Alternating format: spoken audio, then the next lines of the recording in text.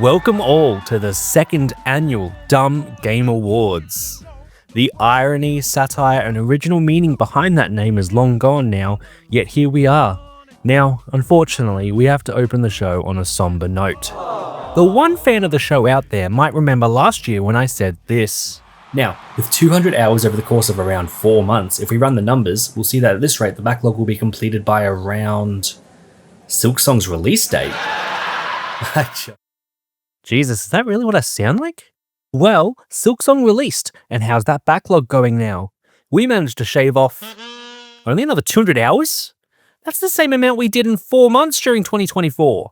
Anyway, very clearly short of our goal, and we here believe that the stray shot at Team Cherry was entirely unwarranted and very clearly inaccurate. So we prepared this quick video for you all. So I just wanted to say that, the only thing I've ever doomed are Doom 2016 and Doom Eternal. I'm not a doomer. It was just for humour.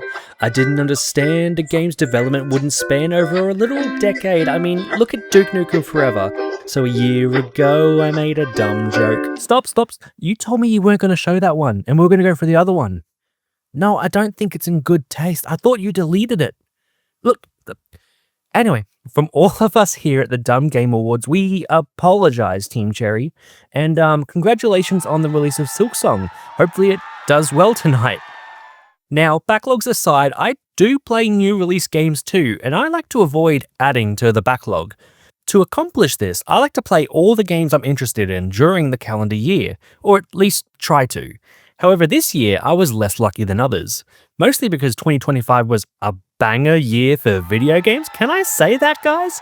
Can we all agree? There's almost too much to choose from. We really got spoilt this year. Anyway, there are a total of 12 games on my to be played list from this year, just as many as the 12 actual new releases I did play. Last year there was only 15 new releases that I wanted to play, so this year alone there's 9 whole extra games that came out. That's like 2 games per month that came out that I wanted to play. It's an absolute deluge of worthwhile games. Everyone give yourselves a round of applause. It is of course us, the gamers, that are both the victims and the victors in this, however. Many a new game to play, we can all be thankful for that, I'm sure. But those like me with backlogs ache at the thought of how many games we need to get through. How will this affect my backlog? Well, if we add the how long to beat totals of all the games that I didn't play this year, it's a little over 200 hours of gameplay. Let's think of these as a backlog fast pass, if you were, like at a theme park. They're not going to be added to the backlog, but they're going to be essentially a first backlog that I prioritize over the normal backlog. The main backlog will still have the occasional progress, but this new backlog will take priority, as well as new releases. Speaking of the main backlog though, we have a very special announcement tonight around it.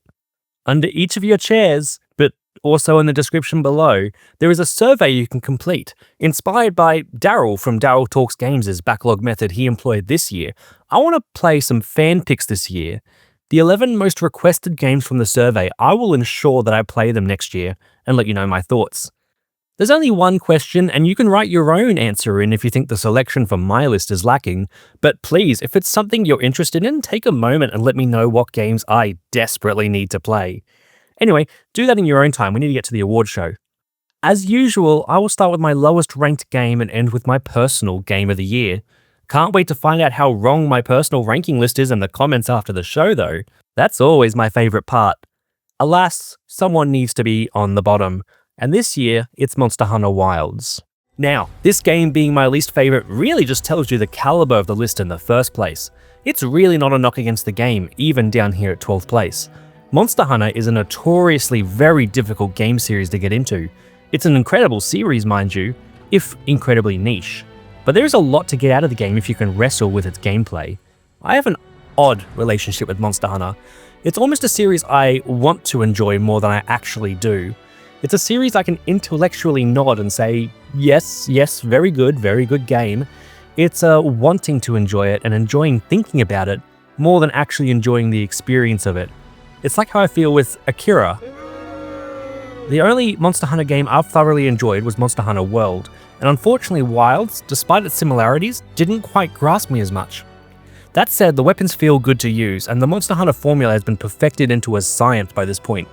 Insect Glaive main here, and the weapon feels as good as it ever has. The game also looks spectacular, and in the leaner, earlier months of the year before the floodgates of amazing releases truly opened, Monster Hunter Wilds was an extremely solid option for a new release to play. Plus, the multiplayer was a lot of fun, but as I think you're about to see with some of the other games on the lower end of this list, decent multiplayer isn't enough to keep me hooked long term.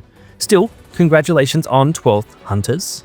11th place, or I suppose second last if you want to call it that. Last year, it was awarded to Elden Ring Shadow of the Erdtree. The DLC that, while yes, the scope of it was impressive, I think failed to capture many of the things I loved about the base game of Elden Ring. So, suitably, the second game I talk about this year is yet again more Elden Ring, in the form of Elden Ring Nightreign.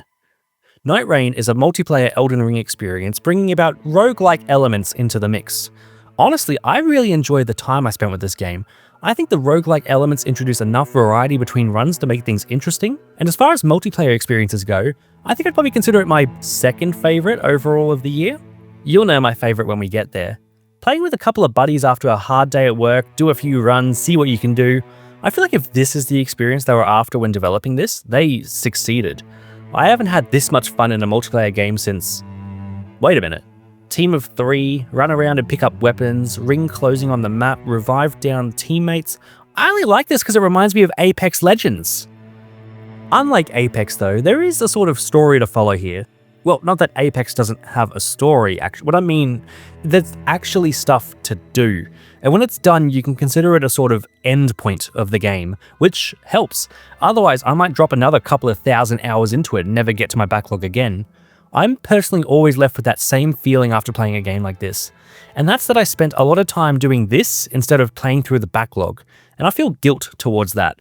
It's more a problem with me and how I play multiplayer games though, so don't take it as a mark against the game. Can't wait until Elden Ring takes out second last place again next year. In 10th place, yet another game that's predominantly multiplayer, Mario Kart World. This looks sick upon announcement. The idea of open world Mario Kart blew my little mind. I've been wondering for a while where the series is going to go after Mario Kart 8. We've got gliding, we've got driving up walls. What's next that you can even do? Grinding, as it turns out. Now, I don't really think it surpasses the peak of Mario Kart 8. It just has that, I don't even know what. Oh, sorry, I know what it is. A certain je ne sais quoi that just isn't present in the newest title, I don't think. That said though, the races are fun. It's a really great couch multiplayer option, especially if you have a few people over. A couple of drinks, some smack talk between each other. Great times to be had. It's pretty much the only Switch 2 game that I played this year because my mate had a Switch 2 and went a few rounds with them. But we got a Switch 2 for Christmas, so more games incoming. What more is there even to say? It's new Mario Kart, and the series is still a lot of fun, if a little bit predictable now. Anyway, moving to 9th place, there was a game by an indie studio that caught my eye. A really important game I think in my past is Journey, because of the way it really changed the way I think about games. They didn't just have to be fun, they could be touching and emotional as well. Anyway, a little after Journey, some people from that game company went and founded Giant Squid, developing games like Abzu, The Pathless, and now Sword of the Sea. You kinda surf, snowboard, hover around the environment, collecting ocean seeds and bringing water back to desert environments. It's a gorgeous game. This sand-water hybrid environment, even early on, gave me pause just for how interesting it looks. The game is very short, which isn't a bad thing. I don't mind. I enjoyed my time with it thoroughly. This, I think, is one of those really great games that you can play while listening to something, given that the story is told without any dialogue, making it work great with a lot of second screen viewing options. You're not really given too much explicit direction, or even really told too much about the world that you're in. I think I would have liked something a bit more weighty emotionally in the game. The same way that Journey really makes you pause at the end when you learn that the one helping you was indeed actually another person, but there isn't really anything like that here. But it was free on PlayStation Plus, so I'm not going to complain. Well done, Sword of the Sea and the team at Giant Squid. 8th place, we have something that emotionally packs a very big punch. It's Silent Hill F. Played at the tail end of my October spooky games tradition, Silent Hill F is my second ever Silent Hill game, right after last year's remake of 2. Silent Hill F has problems, putting it kindly. The combat isn't the greatest and there's a lot of it for some reason. A couple of times I got pretty lost near the start of the game and it was even giving me a bit of a headache. The game also locks you out of the other endings until you finish the game for the first time, which is a bit of a shame as the first ending you get is kind of a bad ending. Not that narratively it's bad, though it probably is that too, but they lock you into a bad ending, making you play through it several more times to get the other endings. I couldn't really be bothered, and I reckon the way to do it is to play through it once, then watch the other endings online. Complaints aside though, I really like what the game was trying to do. It's an interesting direction for the Silent Hill series, coming from someone who has no idea what they're talking about, but I found all the characters really interesting. I don't usually read codex entries or anything like that in games, but I found myself constantly referring to character bios in the journal and reading them as they changed. There's this fascinating story that develops, really focusing on some things like teenage bullying and abusive parenting, and just how ugly that can all get. I played with the combat difficulty on story, which I highly recommend if you do play through it, because it's not really like a lot of other story difficulty options in other games. Usually it's an easier than easy difficulty option, but I feel it's closer to an easy or even a medium difficulty typically in most games. There's a fair bit of combat, and most people with negative impressions of the game played through it on hard, I find, which I knew that before going in. I did play with the puzzles on Lost in the Fog though, because I wanted to challenge myself after finding the Silent Hill 2 remake puzzles a little bit too easy for me on the standard difficulty. Now, some of the puzzles became pretty obtuse, meaning I had to look up solutions in the end, but out of curiosity, I looked into the other difficulty puzzles too, and the ones I got stuck on, I would have been stuck on those too, just because the solutions thereafter can be a bit, I don't know, I'm going to say obtuse again for lack of a better word. Maybe combat story and puzzles hard would give you the best experience. Anyway, next game.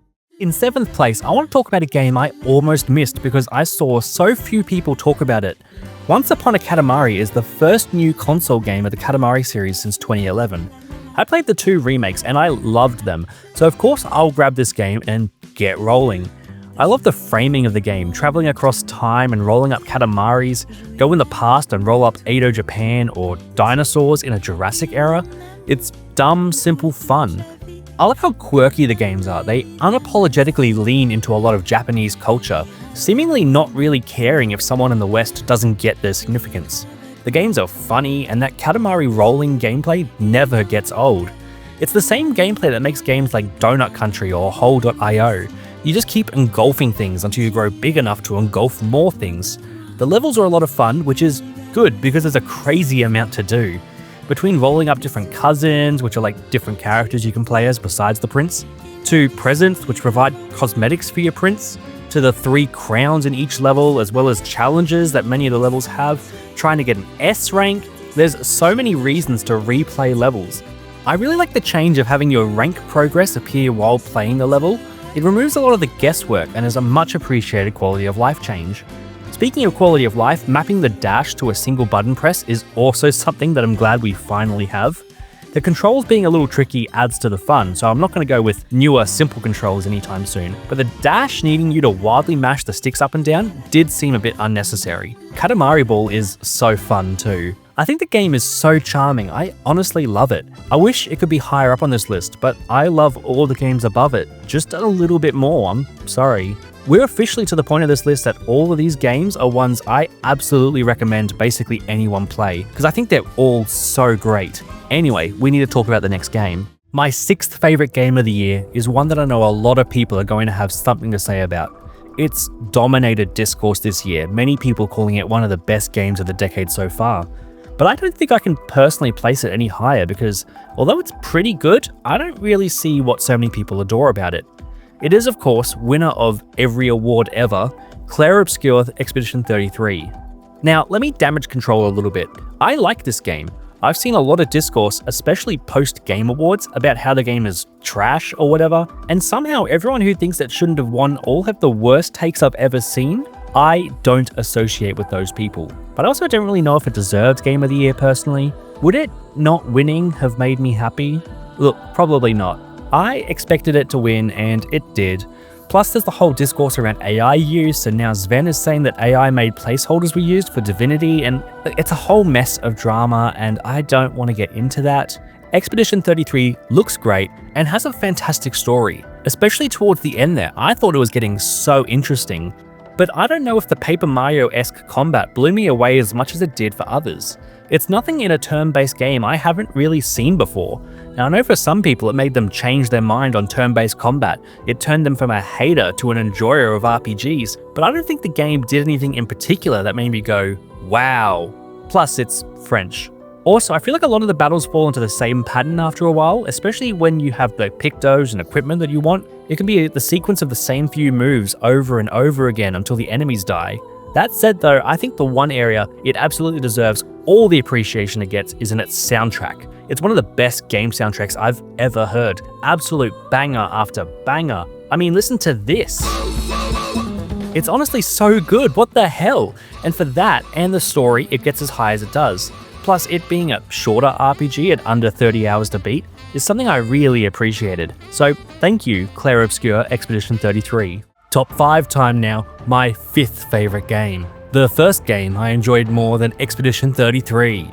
Okay, look, I'll give that a break for the rest of the video. But the next game is Ghost of Yōtei. I love Sucker Punch games. I'd argue they've never made a bad game.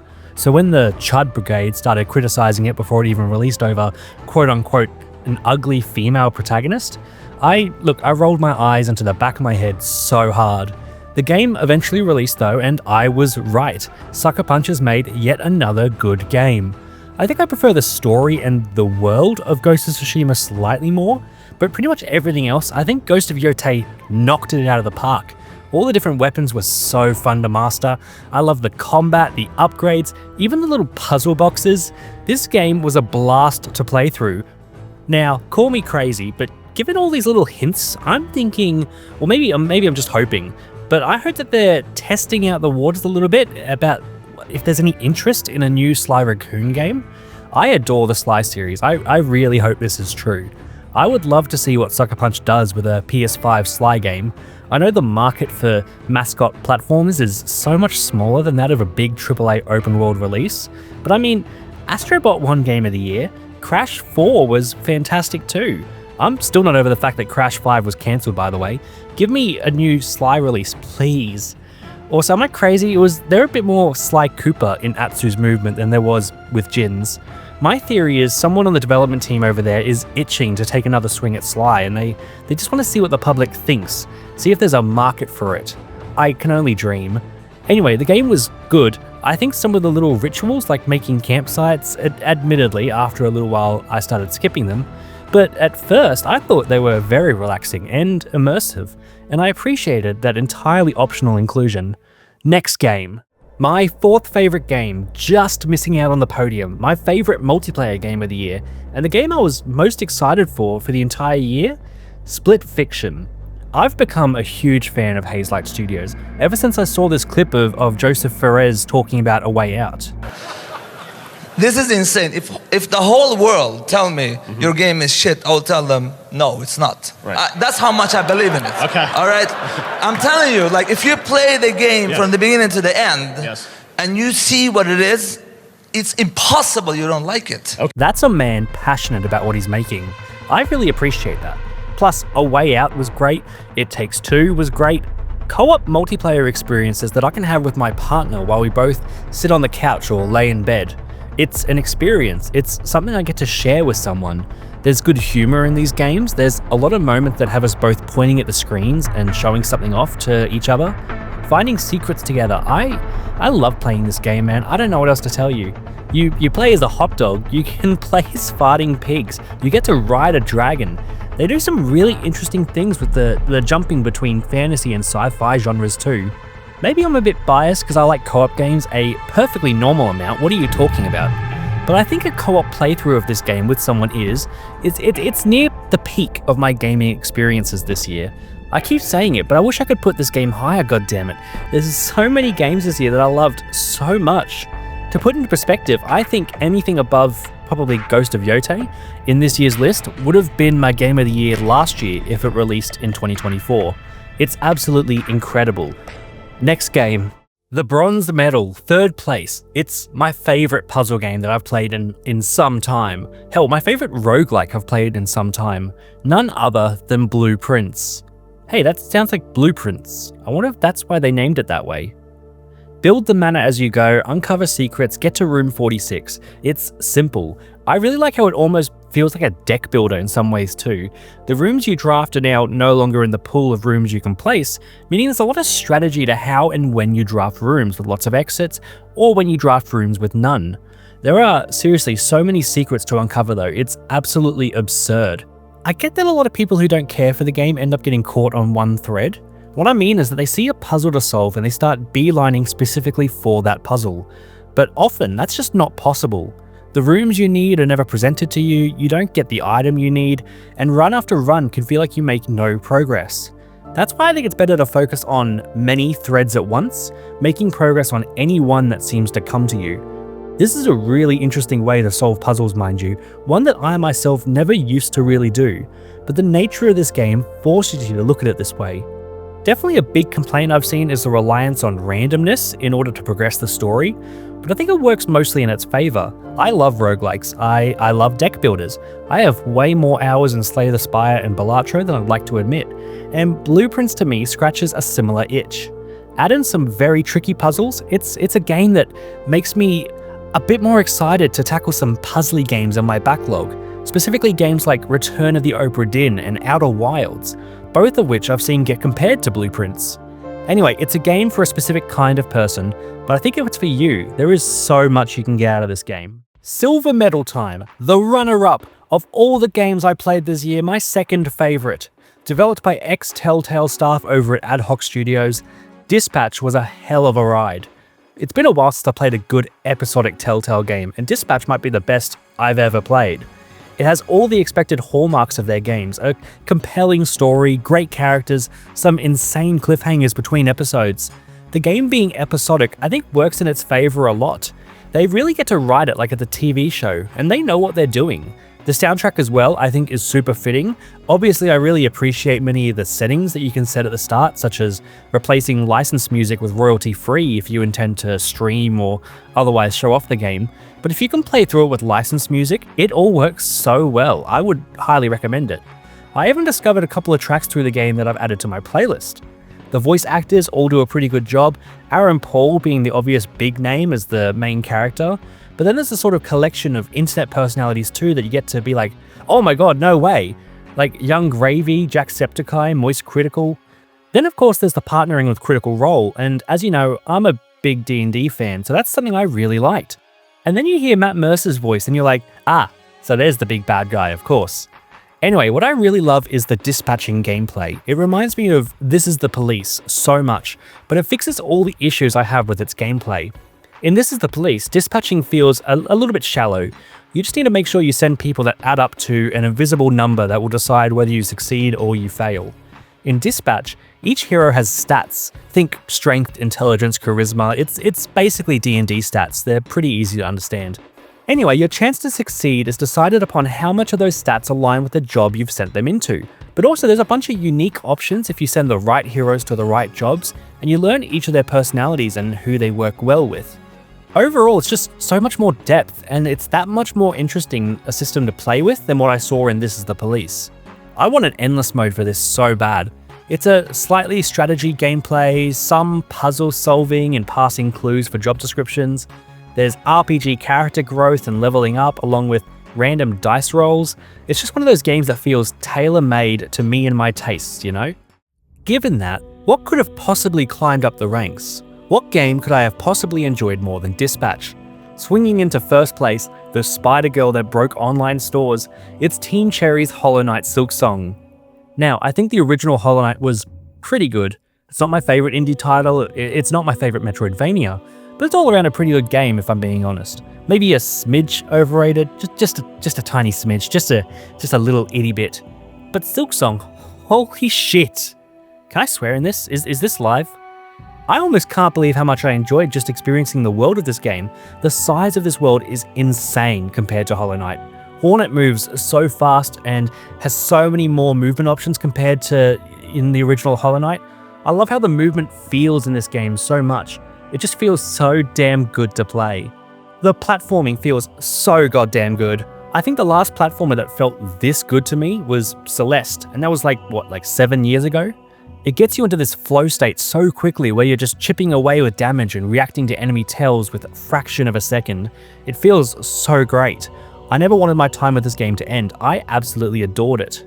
There is, of course, the yearly discussion on difficulty in video games and if it's exclusionary to people or whatever. I don't know. I don't think this game was as hard as people are saying. I know, hot take. I heard people say this game starts off somewhere near endgame Hollow Knight levels of difficulty, and I think that's just plain untrue. There is still a difficulty curve, and look, it's a little steeper than a lot of games, I'll admit, but it definitely ramps up over time, not all at once. Plus they give you so many tools and options and different movesets and abilities, and like you have a lot at your disposal when taking down bosses. Also, of course, there's the runbacks, which people talked about a lot. Hot take, I don't think any of the boss runbacks were particularly bad, except for maybe Grohl the Great. Even with the secret bench, Bilewater is just a pain to get through. Actually, it's just Bilewater I don't like, not even the runback. This area is worse than Blighttown. How'd you make a Blighttown worse than Blighttown? This area is actually such arse in such an otherwise perfect game. What on earth were you thinking?